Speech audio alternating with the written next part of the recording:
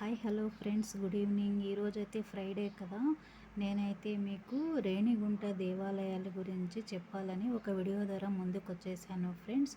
చిత్తూరు జిల్లా దేవాలయాలకు ప్రసిద్ధి. తిరుపతి సమీపంలోని రేణిగుంటలో అతి ప్రాచీన దేవస్థానాలు చాలా ఉన్నాయి. విష్ణు కుండనులు, పల్లవులు, చోళులు, శ్రీకృష్ణదేవరాయలు వంటి చక్రవర్తులు ఎందరో ఈ పట్టణాన్ని సందర్శించి ఈ దేవస్థానాలకు ఎన్నో మాన్యాలను సమర్పించినట్లుగా చరిత్ర చెబుతుంది. 15-16 శతాబ్దాలలో శ్రీకృష్ణదేవరాయల వారు తన దేవేరులతో పాటుగా తిరుమల తిరుపతి సందర్శనార్థం తన తల్లి గారిని కూడా వెంటబెట్టుకొని తిరుపతి రేణిగుంటలోని దేవస్థానాలను దర్శించి ఎన్నో మాన్యాలను సమర్పించుకున్నట్లు చరిత్రకారులు వెల్లడిస్తున్నారు. ఇక్కడ శక్తి అంటే పెద్దమ్మ దేవాలయం ఇక్కడ ఉంది అన్నమాట. రేణిగుంటలో 11వ శతాబ్దం నాటి అతి ప్రాచీనమైన శక్తి పెద్దమ్మ ఆలయం ఉండేదని చెబుతారు.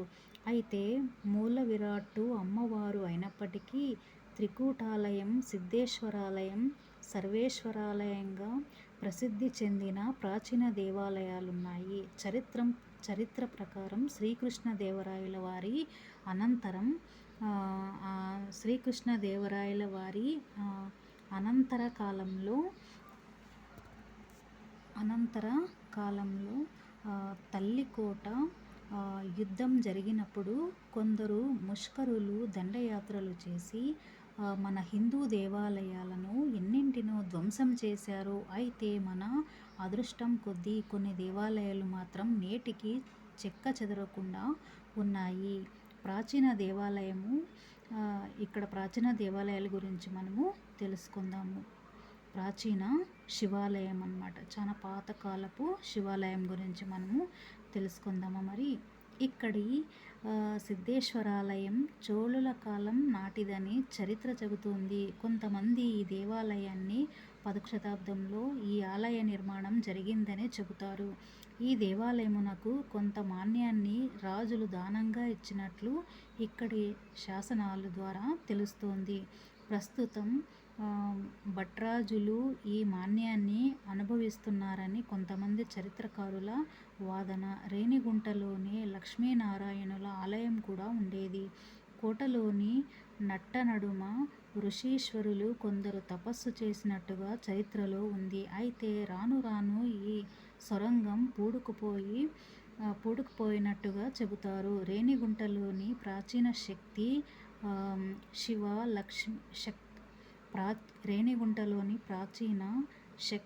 శివ, లక్ష్మి, విష్ణువుల ఆలయాలు ప్రక్క గ్రామాలకు సైతం ఆనవాలంగా చెబుతారు. ఒకప్పటి తిరుమలకు వెళ్ళే ప్రతి భక్తుడు రేణిగుంటలోని ప్రాచీన దేవాలయాలను దర్శించి తర్వాత తిరుమలకు వెళ్ళేవారని ప్రతీతి.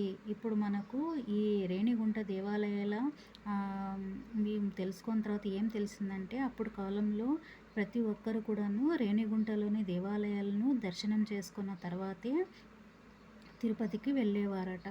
ఎందుకంటే అప్పుడు కూడా మనకు 15-16వ శతాబ్దాల్లో శ్రీకృష్ణదేవరాయలు కూడా అదేవిధంగానే తన తల్లిగారిని వెంటబెట్టుకొని ఈ విధంగా రేణిగుంటలోని దేవాలయాలన్నీ కూడా దర్శనం చేసుకున్నారంట కదా. అలా మనం కూడా చేసుకున్నట్లయితే ఈ రేణిగుంటలోని దేవాలయాలని దర్శనం చేసుకొని దాని తర్వాత మనము తిరుపతికి వెళ్ళి స్వామివారిని దర్శనం చేసుకుంటే మనకు మంచి జరుగుతుందనే విధంగా ఈ కథ అయితే చెప్పబడి ఉంది ఫ్రెండ్స్. అందరికీ కూడా నా కథ నచ్చిందని అనుకుంటున్నాను.